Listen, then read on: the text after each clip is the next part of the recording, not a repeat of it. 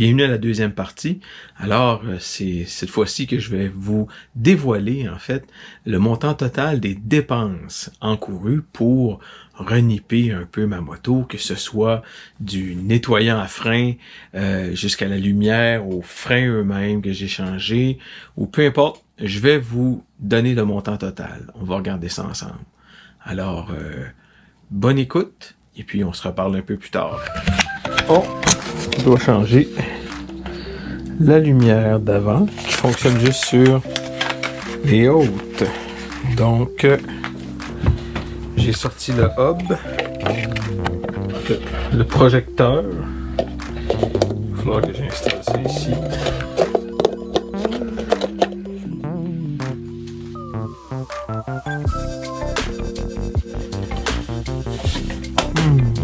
J'ai peur que ça fasse fondre le plastique. Je pense qu'elle est trop forte. Ça sent le brûler.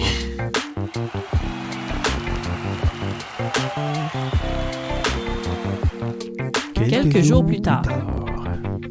Bon, on vient de recevoir la lumière, qui est vraiment belle en plus de ça. Très cool. Vintage, noir. Fait que voyons voir si on est capable, dans un temps record, de changer ça. Et d'aller faire un petit tour de moto.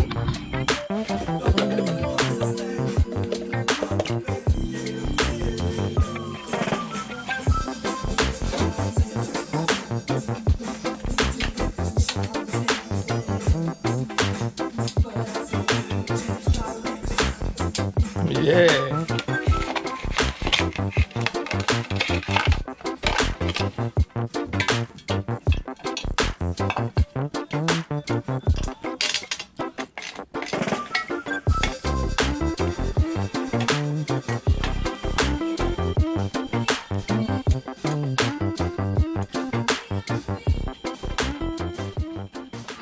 Bon, ben, je suis super content, ça a pris 10 minutes, puis c'est fait. Fait que, belle lumière, hyper facile à installer, puis écoute, je m'attendais pas à ça, avec les hautes puis les basses. Bon, ben finalement, on en apprend plein sur ça, puis sur nous autres, finalement. Faut se faire confiance, j'imagine. Youhou! Le banc. Bon, ben aujourd'hui, comme la hausse du banc a vécu des meilleurs jours, hein, quand même, ben on a reçu une hausse de rechange. Fait qu'on va aller porter ça chez un professionnel qui s'y connaît beaucoup plus que moi. Première vidange de liquide de frein. J'aime vraiment découvrir des trucs sur ma moto, puis changer des liquides de frein, c'est pas quelque chose que je trouve difficile à faire, mais celui-là avait besoin d'être changé, il y avait plein de petites particules brunes, et puis ben voilà, donc je me suis mis en tête de changer le liquide de frein, mais de fil en aiguille, j'ai découvert des trucs, comme vous allez le constater un peu plus tard, donc j'ai eu à le refaire plus tard. C'est méchant ces petits produits-là, ça peut te briser une peinture, c'est pas long, hein? Faut faire attention. C'est ce qu'on a passé. Odometer Drive Box néo-brunswickoise. Donc, cette pièce-là, malheureusement, fonctionne pas. C'est pas le bon modèle. Alors, il va falloir que j'en commande un autre. Ceci étant dit, ça fait partie de la game. Il y a beaucoup de différentes petites subtilités entre les modèles, entre les années, en fait. Fait que, on va retourner sur Internet chercher ce qu'il faut. Bon, ben, je trouvais pas, en fait, ce que je cherche, la pièce, le Speedometer Drive Box. Fait que j'ai fait une recherche sur Internet et j'ai trouvé sur, imaginez-vous, Walmart, au Canada. Je comprends rien. Anyway, ça va prendre un peu de temps avant que ça arrive, mais ça a coûté 19$. Ça, je risque rien, là. À part 19$. Fait que c'est ça. Donc, je devrais avoir ça à la fin, au début du mois de juillet, en théorie. Fait que c'est juste drôle que ce soit Walmart qui m'envoie ça. J'ai commandé chez Walmart, puis je suis allé voir des reviews en fait, puis les reviews sont pas ben bons. Fait que là, j'ai pas pris de chance, fait que j'ai appelé chez Honda, ici à Rimouski. Puis je leur ai demandé s'il y avait ça, si on pouvait commander cette petite pièce-là directement chez Honda, puis on dit oui. Donc il y a un morceau à Vancouver qui va arriver dans une semaine et demie, sauf que c'est 140$. Mais bon, j'ai l'intention de la rouler, puis je veux voir la vitesse que je roule. J'ai bien le droit. Fait que, fait que je l'ai commandé, Colin. Fait que je vais pouvoir faire une comparaison pareille des deux petites gugus. On se tient au courant. C'est le Retour du banc. Le banc est prêt. En fait, le recouvrement est posé. Le banc nous attend.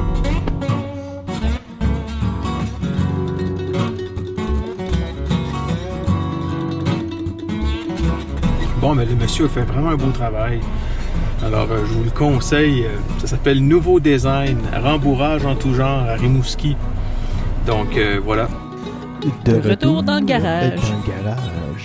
J'ai utilisé ceci, qui est du métal polish à métal, poly à métal, autosol. La canne vaut vraiment cher, ça a coûté comme 90$ pour ça, mais ça fait une belle job. Fait que tu sais, ça fait une belle job. Faut frotter en tabarnouche, mais j'ai mon Dremel, fait que j'ai utilisé une grosse partie de tous mes tampons, mais ça fait une belle job pareil, fait que c'est motivant. Fait que là j'ai un bout de fait, j'ai celui-là ici de fait. Il me reste cette partie-là à faire, puis l'autre côté, fait qu'en enlevant la roue, je vais être capable de faire l'intérieur aussi. Mais ça, en fait, je fais vraiment ça comme si je méditais. Ça me met vraiment dans un état où je suis vraiment bien. Puis c'est pas dans, tu sais, la moto est vieille, là, puis tu sais, je viens de voir qu'il y a des fuites de quelque chose, là, probablement une fuite de Prestone, quelque chose dans le genre-là.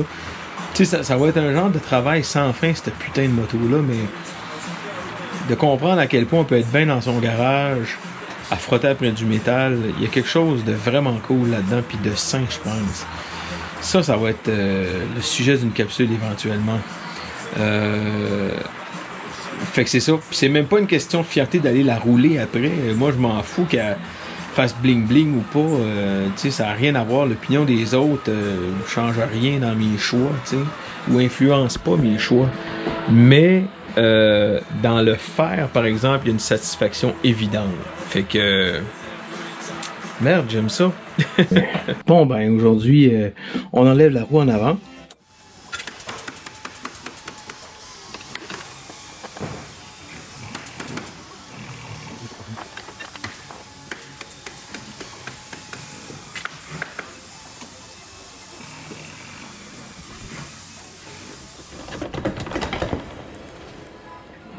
Bon, ben, officiellement, la roue est enlevée. Ça donne ça. Fait que ça va me donner accès à une coupe d'affaires pour gosser dessus un peu. Puis, ça va me permettre de changer ça ici, qui est la partie défectueuse qui fonctionnait plus, en fait, qui était censée nous donner la vitesse. Et voilà, c'est scrapping parce que la petite pin qui est ici est cassée, c'est ça le problème. Ben, je pense que je vais terminer ça ici. Ça fait mon affaire. Je veux pas nécessairement cleaner ça comme je cleanerais une Lamborghini. Et les disques avant. Je vais enlever les disques et je vais voir avec les disques que j'ai de remplacement, en fait, ceux qui sont les plus en forme sur ces modèles-là à partir de 1983. Le frein au pied activait le disque en arrière, qui est à gauche quand on est assis sur la moto, et le disque avant à droite également. Fait que les deux sont linkés ensemble. Et le disque à gauche, en avant, c'était la poignée sur du côté des gaz. Donc, c'est pour ça qu'ils sont pas usés également des deux côtés. Comme un cave, on va se le dire. Au moment où j'ai enlevé en fait mon étrier de frein en avant des deux bords, j'ai involontairement appuyé sur le frein à main, d'en avant, côté gaz, là. Fait qu'évidemment, qu'est-ce qui est arrivé? Les pistons sont sortis. Puis, faut remettre les pistons en place pour être capable de remettre l'étrier. Et ce faisant, en vérifiant ça, je me suis rendu compte qu'il y avait un des deux pistons qui bougeait plus. Donc, il faut que je sorte un des deux pistons pour le nettoyer comme il faut, puis pour essayer d'y redonner ça. Pour que, évidemment, parce que là, les plaques ont usé tout croche, juste d'un bord, en fait, en billet. Fait que j'ai commandé 2 plaques. Encore des dépenses. 35$ de la plaque, ça veut dire c'est 70$, quasiment 90$ avec tout inclus. Mais c'est des bons freins Honda. Fait que les freins, c'est quand même pas mal important sur une moto. C'est ça. Fait que ça devrait arriver en théorie dans 2 jours. Mais d'ici là, j'ai le temps de préparer mes trucs, changer le disque qui est le plus usé sur la roue, remettre ça en place, puis après ça, ça va être Prestone et Timing Belt. Ça ici, en fait, cette partie-là, qui est beaucoup moins large sur les originaux que ici. Mais à mon avis, puis ça vient d'une Goldwyn aussi, fait qu'à mon avis, il devrait pas trop avoir de problème. Fait que là,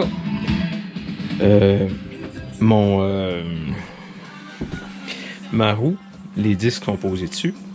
Manque juste les pads de frein, en fait, qui sont en commande, ça s'en vient. Fait que là, je me lance. Il est 11h45, c'est quand même pas bien. Je me lance dans le flushage de liquide de refroidissement. Fait que c'est ça. Fait qu'il faut que j'enlève le banc, faut que j'enlève la tank.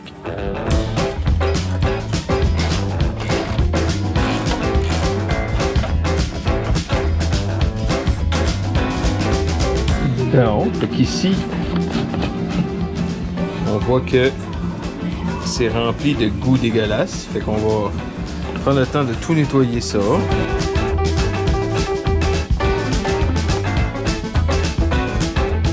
On va vider ça. Ça, c'est le liquide de refroidissement. En tout cas, si c'est dégueulasse de même là-dedans, j'imagine ce qu'il y a dans le radiateur. Bon, j'ai nettoyé ce... Ouais, j'ai nettoyé du mieux que je peux. En fait, il reste encore quelques petits grumeaux dedans, mais j'arrive pas à les atteindre.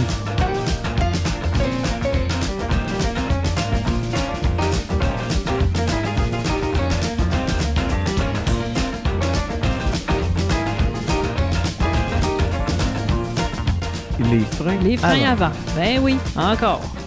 Alors, frein avant, celui de gauche, quand on est assis sur la moto, c'est celui-là qui est actionné par le levier sur le volant.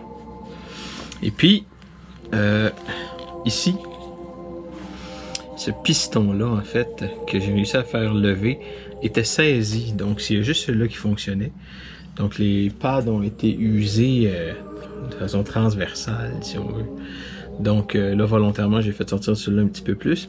Donc je vais aller juste frotter un petit peu pour enlever les cochonneries qu'il y a dessus pour essayer de l'aider à reprendre sa liberté de mouvement. Et puis, je vais faire des petits tests. J'ai réussi à sortir un des pistons. Je m'attendais qu'il soit comme plus magané que ça. Finalement, c'est pas le cas. On dirait qu'il y a plus un problème dans l'arrivée d'huile ou je sais pas... ou peut-être que l'arrivée d'huile est obstruée. Il va falloir que je vérifie ça. Bon, on a reçu toutes les pièces qu'on avait besoin pour le gearbox. Ça, c'est la pièce originale, en fait. Pas de la moto, mais achetée chez Honda direct. Et puis, si je compare avec l'original qu'il y avait sur la moto, effectivement, c'est identique. Il y a même un petit sigle ici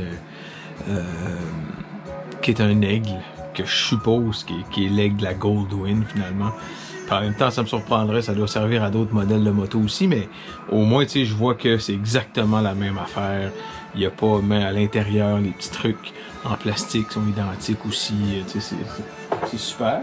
Et l'autre morceau que j'ai eu par Walmart, est un petit peu différente. Il y a un petit truc en métal qui va dessus. Je sais pas comment ça s'installe dans la roue en fait, mais en partant, il y a des contours en plastique qui s'enlèvent. Il y a quelque chose d'un peu hasardeux sur la qualité de la construction, entre autres parce que il y a des threads sur le bord ici qui ont été... quand ce truc-là a été rentré dedans, là, de toute évidence, ils ont forcé croche parce qu'il y a des morceaux de métal qu'on tournait un petit peu. Là. Fait que tu vois que c'est un peu moins bien fait. Fait que j'ai bien fait d'acheter à mon avis, probablement que ça aurait fait pareil, là. Mais je l'aurais en backup, comme si ça brisait souvent. Puis ben voilà, donc pour le reste, il reste juste à remettre la roue. Il me manque encore les cils pour l'étrier de frein que je devrais avoir aujourd'hui. Pour le reste, ben on remonte la roue d'en avant. Alors voilà, ça c'est Mia qui s'exprime. Alors, on continue. C'est ça que faut s'assurer que la coche ici soit derrière celle-là pour pas que le hub se mette à tourner quand la roue va tourner en fait. C'est comme un genre de frein à main du hub.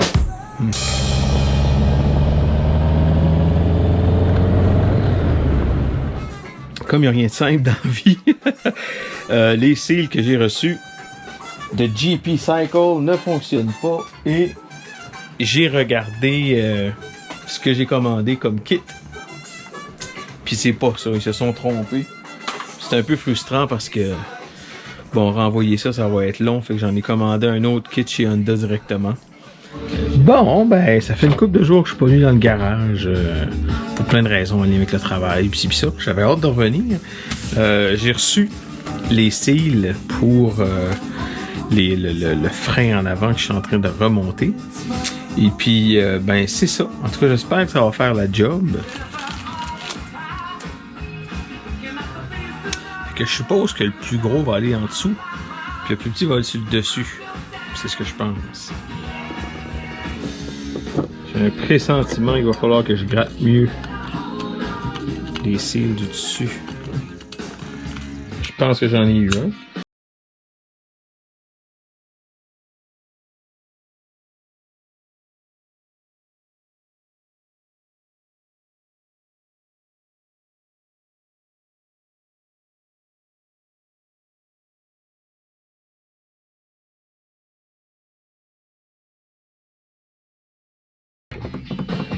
Après 20 minutes de gossage.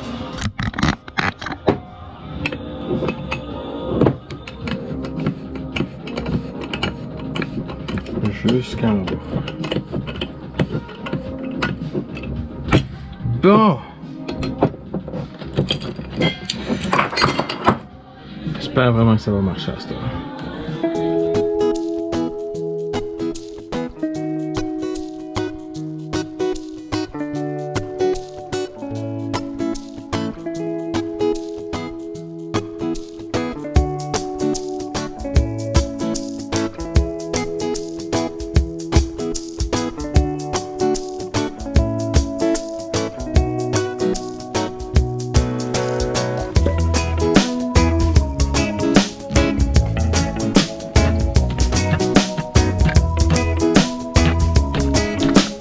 Roulement de tambour pour les dépenses totales. Alors, on commence avec la housse du banc et la pose qui, pour un total de 402 $, commence le bal des dépenses. On continue avec les timing belts à 124 $ pour les deux. Les morceaux, c'est-à-dire les disques, les plastiques et ainsi de suite que j'ai acheté au Nouveau-Brunswick chez un revendeur, c'est 235 $. On continue tous les achats chez Canadian Tire. Ça veut dire le touch-up paint, les huiles, le Seafoam, le Giggaloo, le kit de polissage, les bougies et ainsi de suite. Quelques outils que j'utilise strictement avec la moto en fait, pour un total arrondi à 600 $ en tout. Ça monte quand même assez vite. Il y a des factures à 112 $. Donc ça paraît pas. À la fois, j'ai pogné de quoi un peu. Et chez Honda même, c'est-à-dire des graisses, filtres, le drive box pour l'odomètre, les plaquettes, les nettoyants, les cils et ainsi de suite, les poignées, on parle d'un total de 151 $. Et Le pneu que j'ai mis, j'ai fait mettre dès le début en fait. Je voulais quelque chose d'un peu plus arrondi, peut-être un peu plus sécuritaire, parce que le centre du pneu d'origine était vraiment rendu lisse, et quand il y a de l'eau, je déteste rouler des pneus lisses. Pour un total de 221 exactement. Alors, le total de tout ça donne 2133.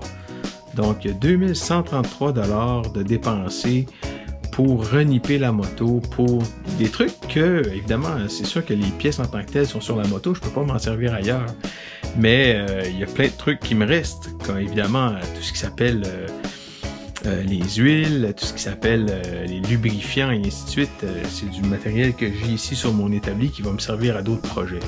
Mais j'en avais quand même besoin. Alors, 2133 $, plus la moto à 650, là je calcule pas la taxe, ça fait un total de 2783. Donc pour 2783, j'ai passé beaucoup d'heures dans le garage et c'était pas de la torture. Donc au contraire, c'était pour moi des vacances. Donc je suis venu dans le garage pour passer du temps, un petit trip méditatif, dans un monde que j'adore, qui est le monde de la moto, qui est aussi le monde de la musique. Comme je vous disais, j'ai mis de la musique des années 80 pendant tout le projet. Donc, je considère que ce qu'il me reste en bout de ligne est une moto quand même assez fiable. Je vais faire des moyennes distances avec. Les freins sont fiables. Le système de refroidissement aussi, le thermostat fonctionne, radiateur, tout est correct. Donc, surtout au niveau, en fait, au niveau des carburateurs, à part hyper rapidement, j'ai aucun problème pour la partir, il n'y a pas de raté. Donc, le reste, c'est au niveau de la transmission, de la cloche, ces trucs-là, c'est où je suis pas allé. Mais ça semble être correct. Donc, je me suis acheté une moto que je considère fiable, où j'ai eu beaucoup de plaisir pour 2700 $ en tout. Est-ce que la moto vaut ça? De toute évidence, non. Donc, pour la rentabiliser, il va falloir que j'ai du plaisir avec.